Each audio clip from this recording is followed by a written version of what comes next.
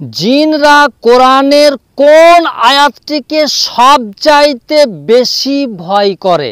জিন দিয়ে জিনের চিকিৎসা করাটা কেমন?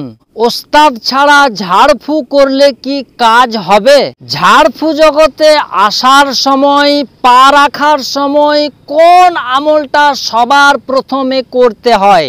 এছাড়া আমি একটা ভিডিও আপলোড দিয়েছিলাম আয়াতুল কুরসির আমলের নিয়ম নীতি।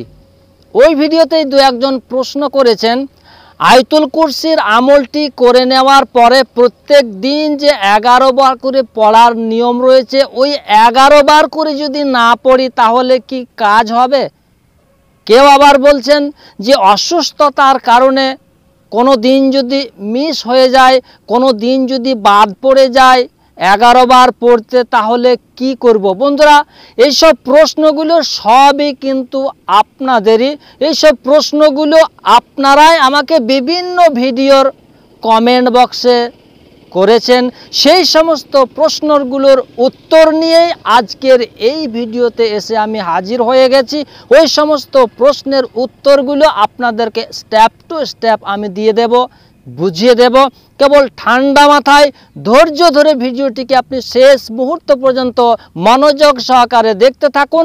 আজকের এই ভিডিওটি হতে আপনি অনেক অজানা রহস্য জেনে নিতে পারবেন। আর আপনি যদি আমার ভিডিও আজ প্রথম দেখছেন, এই চ্যানেলটিতে আজ প্রথম এসেছেন, তাহলে এক্ষুনি চ্যানেলটিকে করে দিন সাবস্ক্রাইব এবং পাশে থাকা বেল আইকনটিকে বাজিয়ে দিন পরবর্তী নতুন ভিডিওর নোটিফিকেশন পাওয়ার জন্য।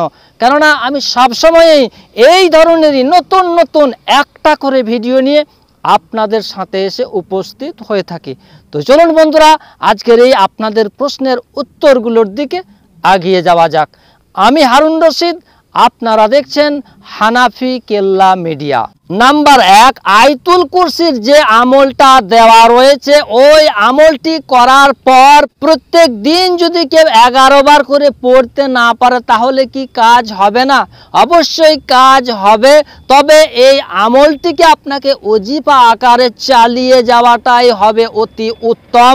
ওজিফা আকারে প্রত্যেক দিন যদি আপনি নিয়মিতভাবে 11 বার করে পাঠ করে যেতে পারেন, সেটা হবে সোনায় সোহাগা, কোনো কাজই আপনার মিস যাবে না। এখানে আরো একজন ভাই প্রশ্ন করেছেন যে কোনো দিন যদি আমার মিস চলে যায় তাহলে আমি কি করব?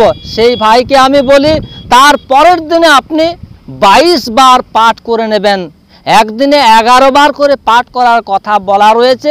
যদি কোনো দিন মিস চলে যায়, তার পরের দিনে আপনি 22 বার সেটিকে পাঠ করে নেবেন। এবার আসি পরের প্রশ্নের উত্তরের দিকে।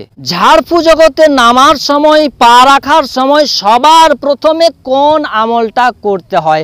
সবার প্রথমে যে আমলটি করতে হয় সেটা হচ্ছে দরুদ শরীফের আমল, এবং তারপরে যে আমলটি করতে হয় সেটা হচ্ছে বিসমিল্লাহ শরীফের আমল। এবার আসি তার পরের প্রশ্নের উত্তরে।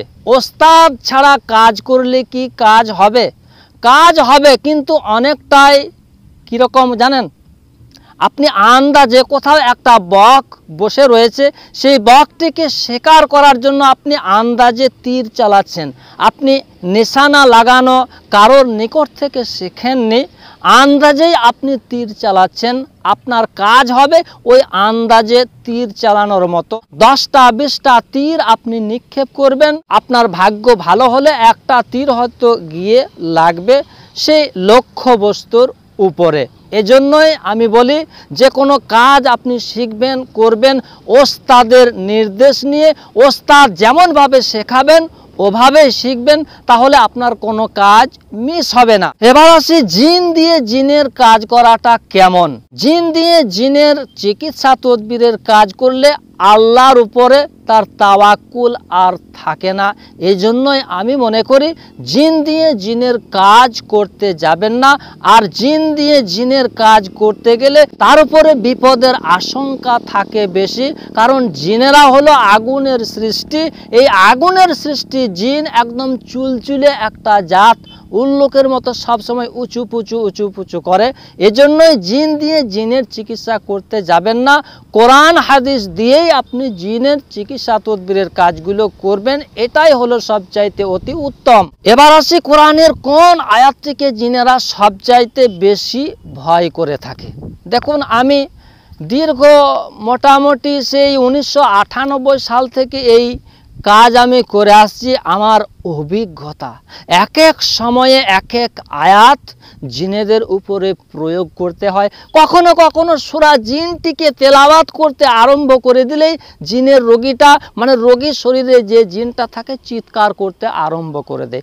কখনো কখনো সূরা মুমিনুনের শেষের 4টি আয়াত পাঠ করতে আরম্ভ করে দিলে জিনেরা চিৎকার করতে আরম্ভ করে দেয়। কখনো কখনো আয়াতুল কুরসি পাঠ করতে আরম্ভ করে দিলে জিনেরা চিৎকার করতে আরম্ভ করে দেয়। কখনো কখনো সূরা বাকারার শেষের 2টা আয়াত পাঠ করতে আরম্ভ করে দিলে জিনেরা চিৎকার করতে আরম্ভ করে দেয়। আবার কখনো কখনো সূরা হাসরের শেষের আয়াতগুলো পাঠ করতে আরম্ভ করে দিলে জিনেরা চিৎকার করতে আরম্ভ করে দেয়। কখনো কখনো সালামুন আলা নূহিন ফিল আলামিন, কখনো কখনো 7 সালাম পাঠ করতে আরম্ভ করে দিলে জিনেরা চিৎকার করতে আরম্ভ করে দেয়। এক এক সময়ে এক এক আয়াত প্রয়োগ করতে হয়। কোন সময়ে কোন আয়াতটিকে প্রয়োগ করতে হয় এটা আপনার জানা থাকতে হবে। এটা ওস্তাদের নিকট থেকে আপনাকে বসে বসে শিক্ষা গ্রহণ করে নিতে হবে। আশা করি বন্ধুরা এইসব প্রশ্নের উত্তরগুলো আপনারা স্টেপ টু স্টেপ পেয়ে গেছেন।